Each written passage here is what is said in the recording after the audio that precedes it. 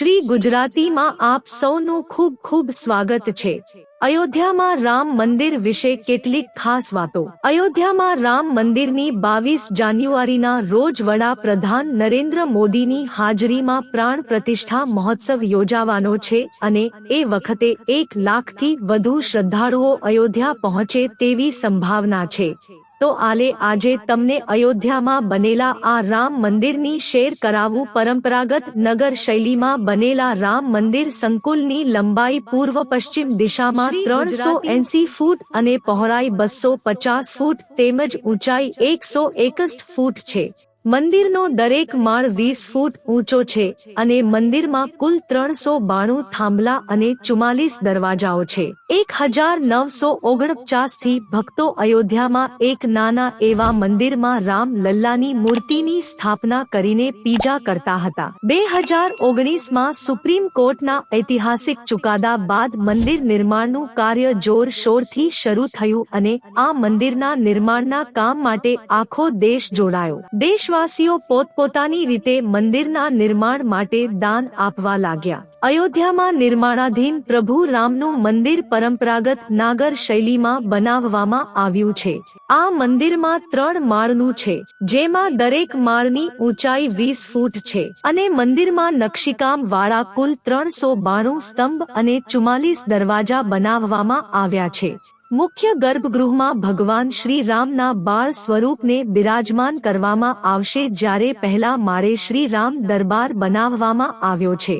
મંદિરમાં કુલ 5 મંડપ હશે, જેમાં એક નૃત્ય મંડપ, રંગ મંડપ, સભા મંડપ, પ્રાર્થના મંડપ અને કીર્તન મંડપ। સ્તંભો અને દિવાલો પર દેવી દેવતાઓની પ્રતિમાઓ કોતરવામાં આવી છે।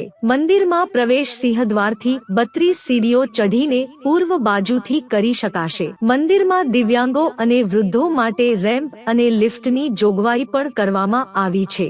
મંદિરની ચારે બાજુ લંબચોરસ દિવાલ રાખવામાં આવી છે। ચારે દિશામાં તેની કુલ લંબાઈ 732 મીટર અને પહોળાઈ 14 ફૂટ છે। પાર્કના 4 ખૂણા પર સૂર્ય ભગવાન, માં ભગવતી, ગણપતિ અને ભગવાન શિવને સમર્પિત 4 મંદિરો બનાવવામાં આવ્યા છે। ઉત્તરમાં માં અન્નપૂર્ણાનું મંદિર અને દક્ષિણ હાથમાં હનુમાનજીનું મંદિર હશે।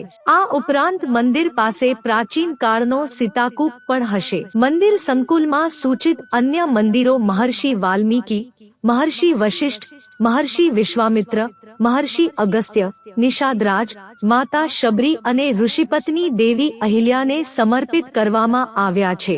દક્ષિણ પશ્ચિમ ભાગમાં નવરત્ન કુબેર ટીલા પર ભગવાન શિવના પ્રાચીન મંદિરનો જીર્ણોદ્ધાર કરવામાં આવ્યો છે અને ત્યાં જટાયુની પ્રતિમા સ્થાપિત કરવામાં આવી છે। મંદિરમાં લોખંડનો ઉપયોગ ક્યાંય પણ કરવામાં આવ્યો નથી।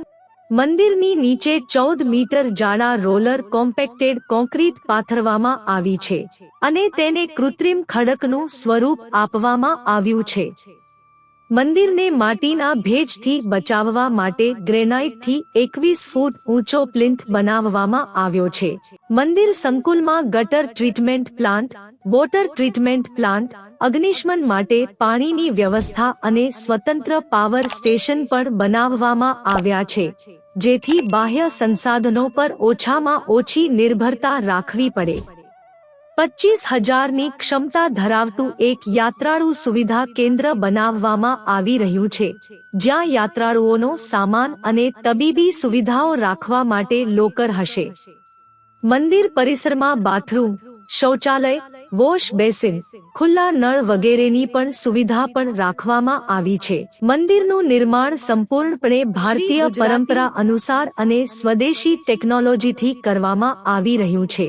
પર્યાવરણ જળ સંરક્ષણ પર વિશેષ ધ્યાન આપવામાં આવ્યું છે।